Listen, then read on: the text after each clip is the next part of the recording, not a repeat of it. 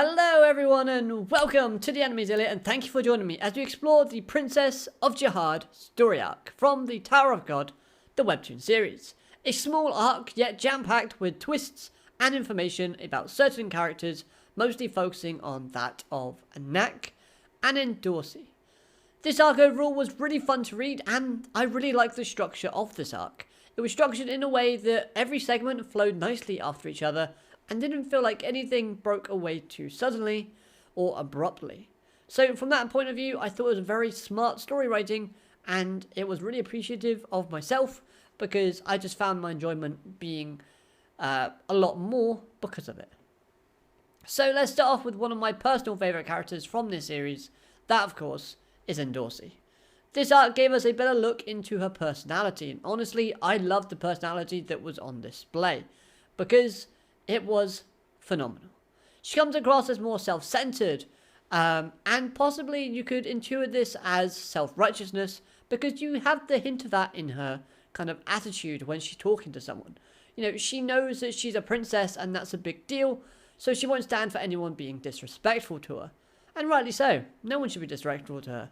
Honestly, look at her. How can you be disrespectful to that? Don't know about being a Princess of Jahad, but she got a thumbs up in my book. And I like the fact that she shows curiosity, because she displays that in basically not subtly being unconscious of her curiosity, because the scene at the beginning of this arc where she walks over to the table where everyone else is kind of having fun, conversing with each other, she's basically going, why would rivals act so friendly towards each other? Now, she wouldn't unconsciously walk over and sit down at the table unless she was kind of curious about how they could do that. How they could just be so friendly with each other when they know that they might have to compete and knock each other down a peg or two later on. Obviously, this gives us a bit of insight to her personality because it shows that she hasn't had much interaction with other people that are like kind of more positive. It shows that her personality is slightly that of a negative kind of point of view. So maybe the people that she's associated herself with is again a negative influence on her. Plus, we have her wanting to know the real reason as to why the real Annak did what she did. So of course that again shows the display of curiosity. She's quite playful, and I like the fact when characters are a bit cheesy, or like kind of just being a little bit kind of playful towards the main protagonist or any character. That personality trait I love to see in a character, as it adds a bit more liveliness and a bit more fun to the series that I'm reading. Also, the way that she described things aren't your conventional way of doing so. She loves to refer to shoes whenever giving an example, especially when it comes to the Princesses of Jahad.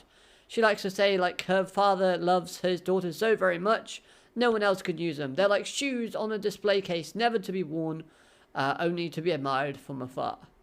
And, yeah, interesting choices of words there, Endorsi, but whatever floats your boat. I don't really understand it most of the time, but hey, do what you like to do.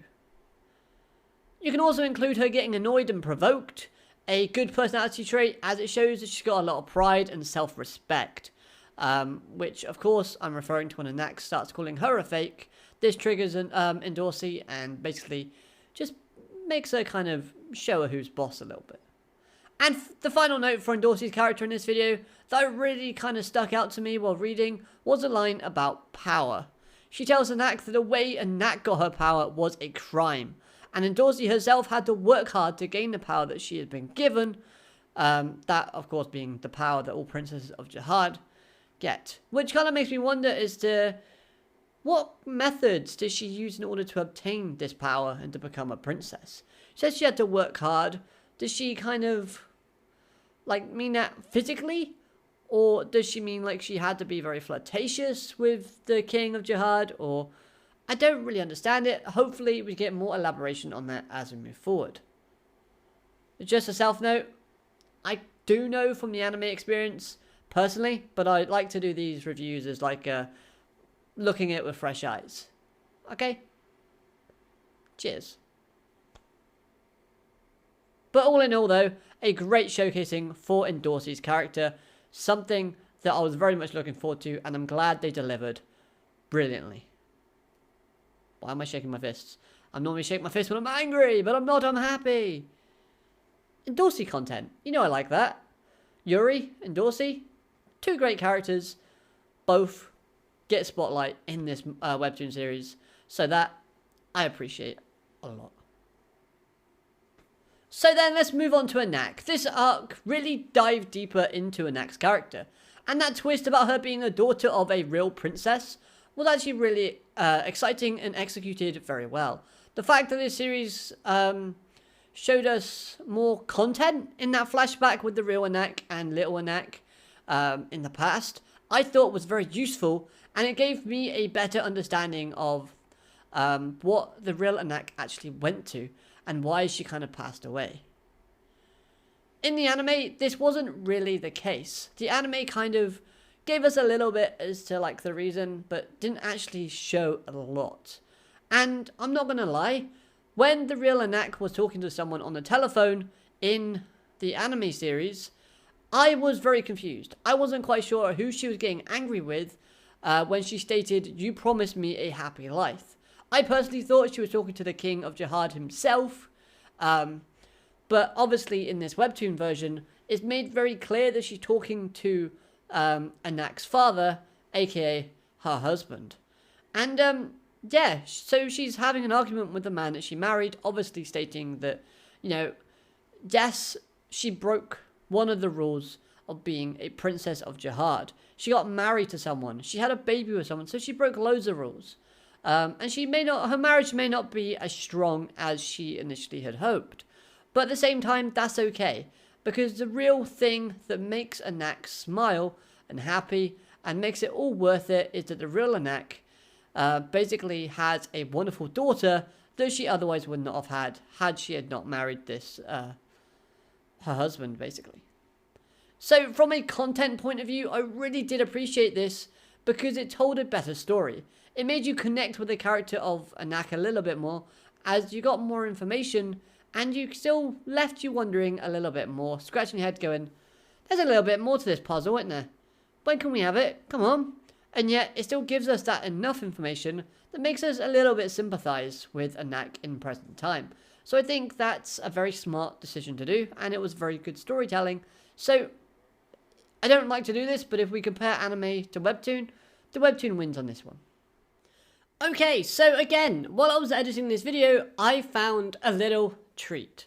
And it was a treat because it caught me a little bit off guard. However, I noticed this while actually looking for an image for Endorsi. So it's always good when I need to go back and find something else. Because in this part of the video, I've just stated that there's another piece of the story, isn't there? When are we going to get it? Well, it turns out we actually did get it, and I just completely missed it. When I was reading through the chapter, I kind of just thought the chapter ended because it came up with the Tower of God kind of black background graphic thing, so I thought that was the end of the chapter. But no, we have even more. We get this beautiful image and art style right here of when the real Annak was basically having her house burnt down and telling the Annak we have in present time to run away. Now, this scene was beautifully drawn and designed. That is one thing I have to make clear.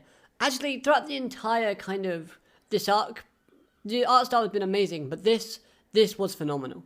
And the one thing I really do want to talk about that kind of prompted me to do this was the character you see right here. Now, this could just be my eyesight. My eyesight's not the best, but this looks like Yuri's navigator. It looks like Evan or Ivan. I can't remember how they say his name. But it looks like that character. And if that character is the one who takes away the young Annak, then this means we could get some good conversation or content between this character and Annak in the future. And that would be something that I desperately would like to see if that is the case. Now, you're probably sat there thinking, nope, definitely not him. Definitely not him. If it is not him, then obviously feel free to let me know in the comments and say, James, you're wrong. What are you going on about? What have you been eating? But yeah, I thought that was pretty cool. I just wanted to insert that little bit of information. And you know what? I really did like this scene. I said again, the art style was fantastic, and it actually was. It was more of kind of like a rougher, kind of graphic-y type of thing, but it goes well with the whole kind of wood burning aspect, and that is really great in my opinion. Anyway, back to normal video. You'll see me back in the brown shirt. Bye. Jumping back over to the present day Annak though, we see a lot of rage and hostility being thrown towards Endorsi. Obviously, Annak wants revenge, so this is, nothing new to us. We know this.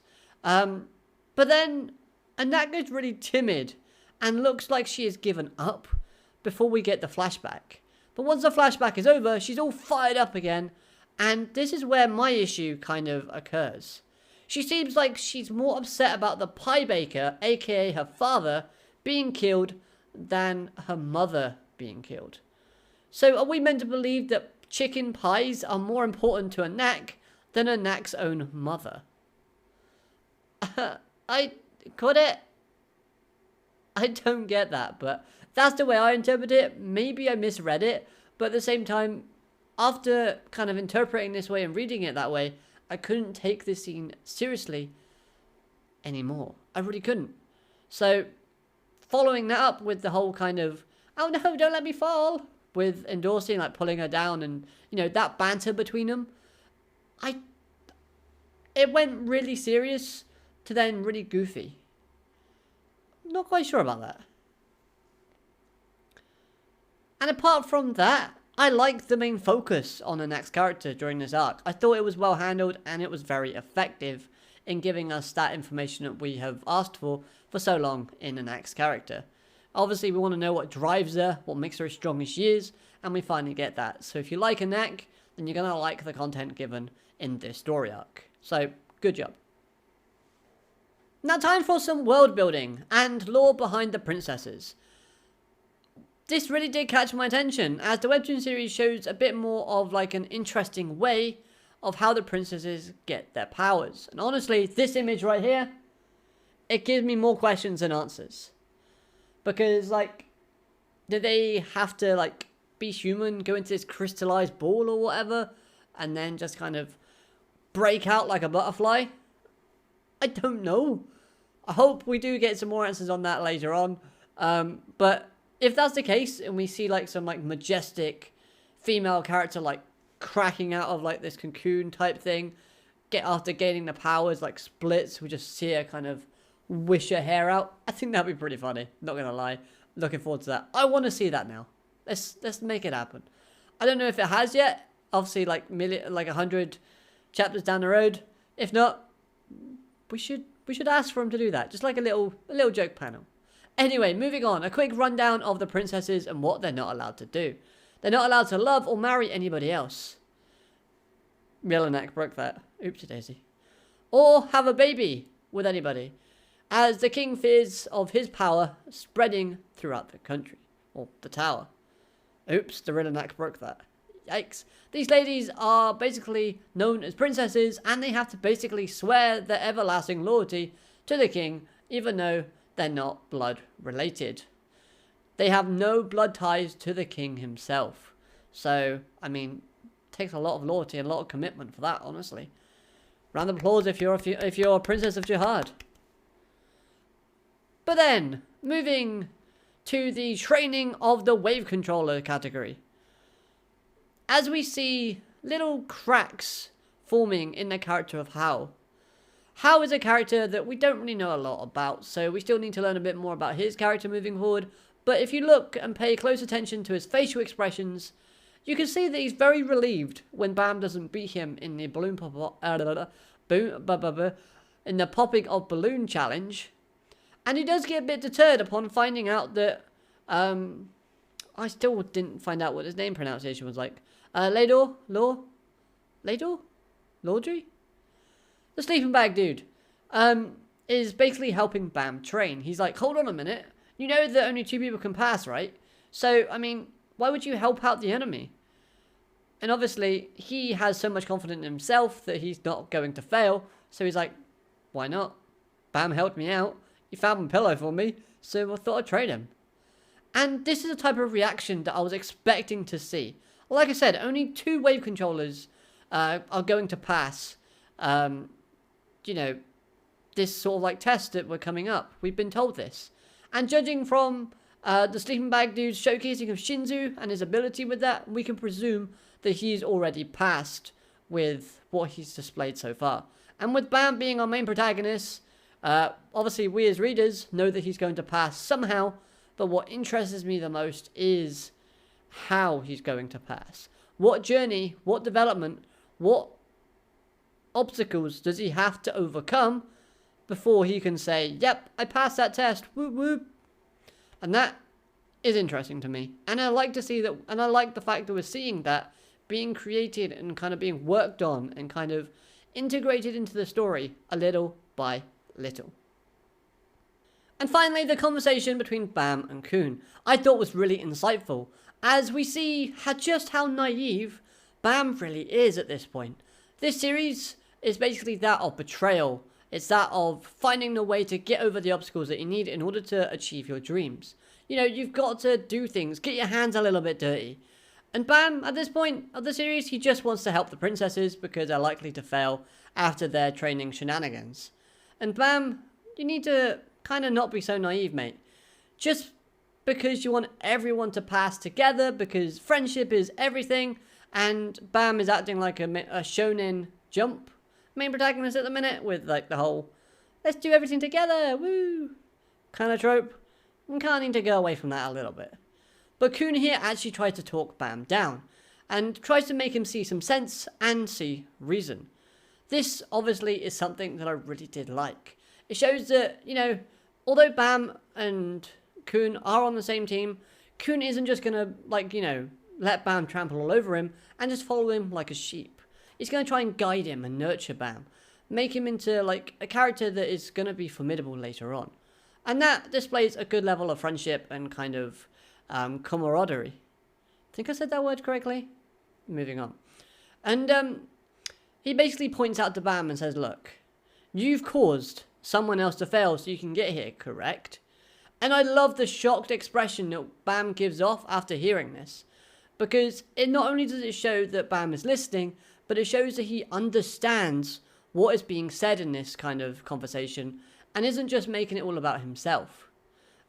He didn't turn around and go, oh, well, yeah, I had to because that was me, but now I want to do this. Instead, he absorbed the information that was being told to him and he processed it, and you kind of almost saw the gears kind of turn and go, oh, I did. Oh, okay. Well, maybe we can't do everything as I want it to be. And honestly, brilliant. I like that. Good storytelling. At first, though, I thought Kun had given up and went along with Bam helping to save the princesses from failing after this conversation. But instead, we see more of a display of Kun's smarts and intel gathering ability, which links back to obviously him being in like the cube and everything, you know, learning about that. Obviously, he's trying to become, what was it again? Is it a light bearer? I think it's called a light bearer. That's what he's actually being at the moment. And obviously that, you need to gather information, and it's a good display of that, actually. Yeah, because he manages to basically think up a script to help Bam convince Endorsi to sign the friendship list for Hats, which was a funny segment, and it also helped Hats kind of not fail as well, because obviously if Hats didn't complete that list along with Shibisu, then obviously those two would fail, because it's their homework, you know?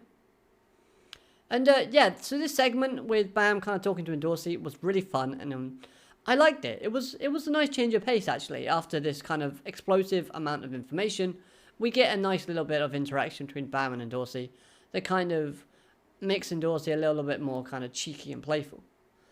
The change here, though, is that Hats is not with Bam.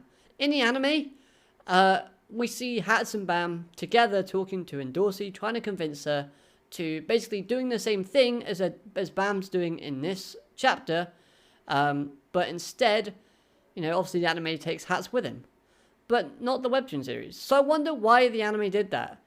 You know, is it to make it more believable? You know, obviously if you're doing something, you have a task to complete, you might as well be there to try and complete that task, even if someone else is doing the talking for you. That kind of just hits kind of a reality check for when you're actually in school and you have a team project, and you know, you join a group of people and they expect you to do all the work, and they just sit there and kind of chat. Yeah, okay. Alright, but yeah, I don't know. Maybe you have a better idea, and you can let me know down in the comment section below. Why do you think the anime added hats into this scene when the webtoon series left him out?